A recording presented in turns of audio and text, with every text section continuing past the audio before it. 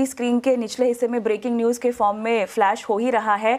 America में 41 दिनों से शटडाउन जारी है और यहाँ पर आपको बता दें कि जो बिल है वो अब सीनेट ने अप्रूव कर दिया है और अब इसको हाउस को पास करने के लिए आगे बढ़ाया जाएगा। तो फिलहाल जिसकी हम उम्मीद भी देख रहे थे विश्व मोहन, और खबर के आने का इंतजार भी था, तो वो खबर यहाँ पर सब फिलहाल आती हुई दिखाई दे रही है। और 41 दिन तक चला ये शटडाउन, जहाँ पर किसी भी तरह का इकोनॉमिक डेटा नहीं आता हुआ हमें दिखाई दे रहा था, कामकाज भी ठप हो पड़ा था।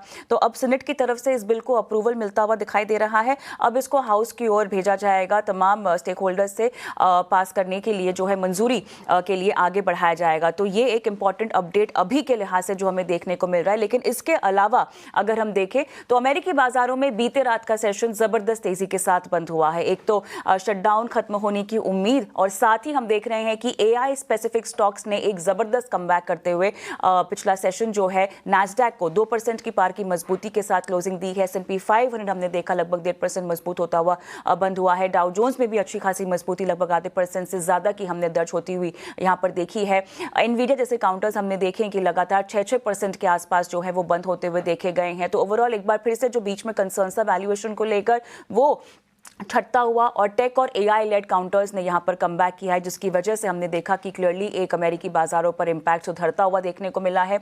उसके अलावा आप सभी को इंतजार है कि दिसंबर में जो फेड के ऐलान होने वाले हैं रेट कट्स को लेकर, तो किस तरह की दिशा अब आगे बढ़ेगी। उम्मीद यही जताई जा रही है कि कुछ लेबर रिपोर्ट्स हमने देखा कि कमजोर आई है, और उसके साथ साथ जो हाउस होल्ड स्पेंड्स आते हुए देखे उसके कमजोर हमने आंकड़े आते हुए देखे। लिहाजा उम्मीद यही जताई जा रही है कि एक रेट कट का फैसला जरूर ही लिया जाएगा इकोनॉमी को बूस्ट करने के लिए। लेकिन ट्रेजरी यील्ड्स अगर देखिए तो यहाँ पर हल्की बढ़ी है, लेकिन उससे भी बड़ा बयान हमने आता हुआ देखा, जो कि ट्रेड डील को लेकर अनिश्चितता लगातार जो है वो बनी हुई थी। अब उसके बादल थोड़े से छटते हुए दिखाई दे रहे हैं, क्योंकि ट्रंप साहब ने खुद कहा है कि एक फेयर डील जो कि दोनों पार्टीज के हितों के लिए होगी जल्द हमें आती हुई दिखाई देगी, और जल्द ही हम देखेंगे कि भारत एक बार फिर से यूएस को पसंद करना शुरू कर देगा। उन्होंने अपने बयान में एक बार फिर से कहा है, और ऐसे में अब देखना होगा कि जो फायदा जो सौदा बनेगा वो कैसे दोनों देशों के लिए फायदेमंद साबित होगा। लेकिन हाँ, इसके आसार और एक एंटिसिपेशन में हम देख सकते हैं कि बाजार आज जो कि गिफ्ट निफ्टी भी हम देख रहे हैं कि एक फ्लैट लेकिन पॉजिटिव टेरिटरी में ओपनिंग दिखा रहा है। कितना इंपैक्ट करेगा देखना होगा।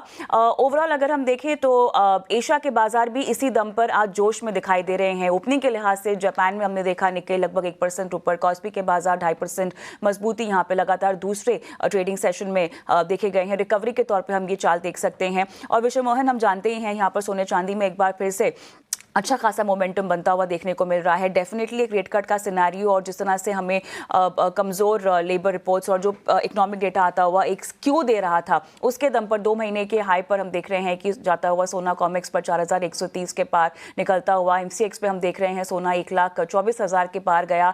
3,000 रुपये की ओवरऑल तेज़ी हमने देखी है। चांदी की बात करें 1,54,000 के करीब यहाँ पर पहुँचती हुई 6,000 रुपये के आसपास हमने रुपी टर्म्स में भी ये एक तेज़ी देखी है। ब्रेंट क्रूड के लिए यहाँ पर कुछ क्यूज हैं, हल्की नरमी, और $64 के नीचे यहाँ पर क्रूड फिसलता हुआ।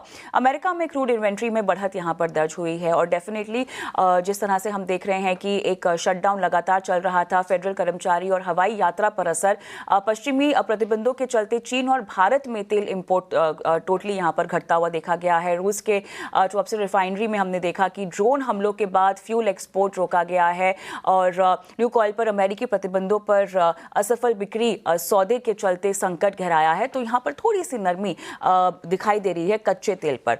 तो ओवरऑल कमोडिटीज और विदेशी संकेतों से ये है बाजार का सेटअप।